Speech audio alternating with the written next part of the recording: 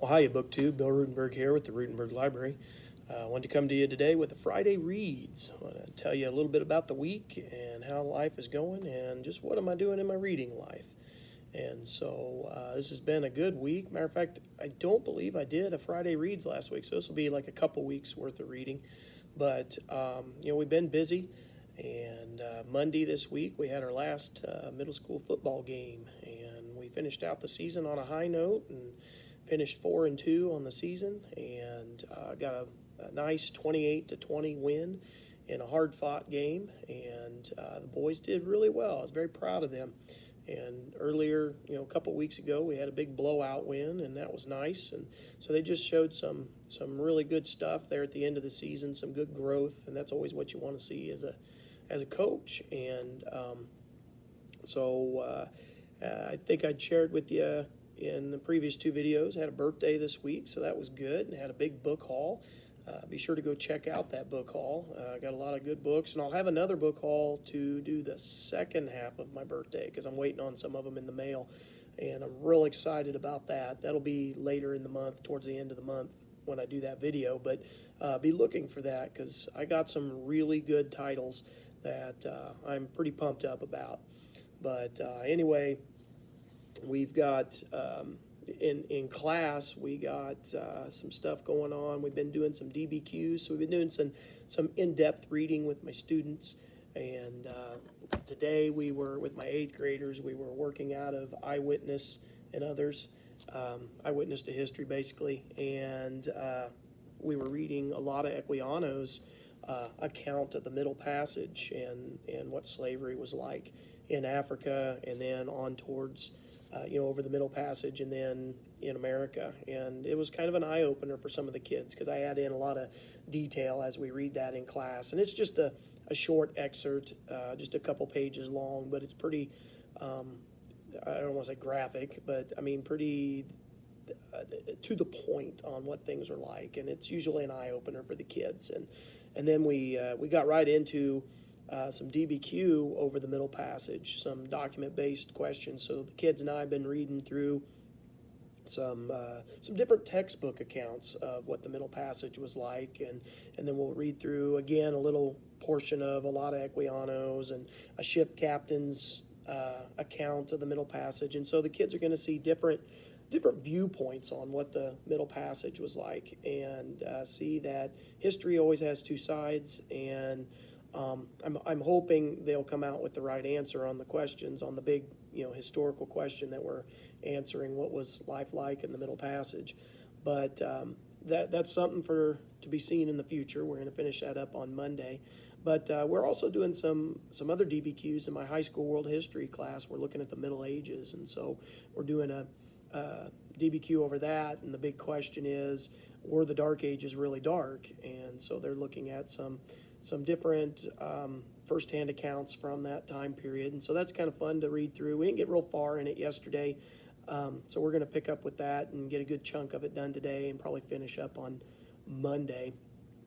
And then my 7th grade has been, reading some documents on World War I and the United States entry into World War I, and some speeches from Woodrow Wilson and a textbook account on why we got in and does that match actually what was going on, and just some real good stuff. That's what our DBQ is the U.S. entry into World War I, and it gives a couple different historians' accounts, one of them being Howard Zinn, which is a viewpoint that the kids don't typically hear, and so I'm introducing that to them. And so the kids at school are getting some real good stuff this week in their reading. As for me and my personal reading, I'm real excited about the 2 books that I have picked up.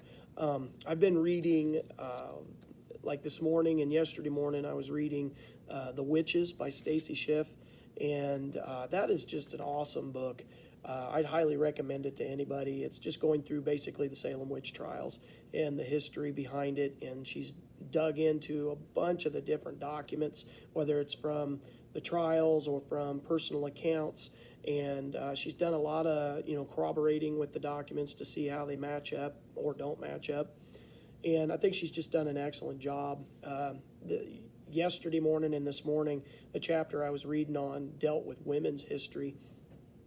and it was just talking about the brutal treatment of women. You know, how women had certain expectations in the era. You know, have kids, keep the house, feed the family, and don't ever talk. I mean, that's kind of what it was like in the 1600s, and it's just been an eye-opener. I hadn't really read a lot on the era, and so I think the author's doing a wonderful, wonderful job with this.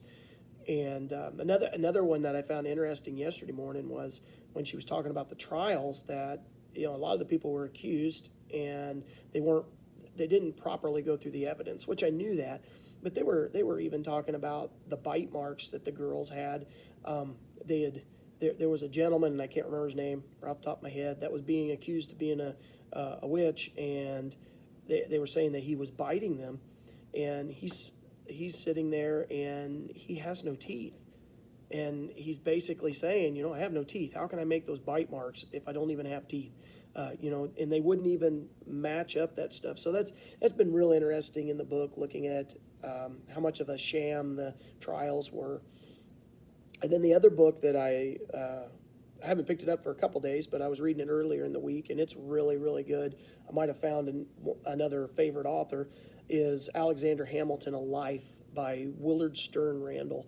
And Willard Sterne Randall is just a great storyteller.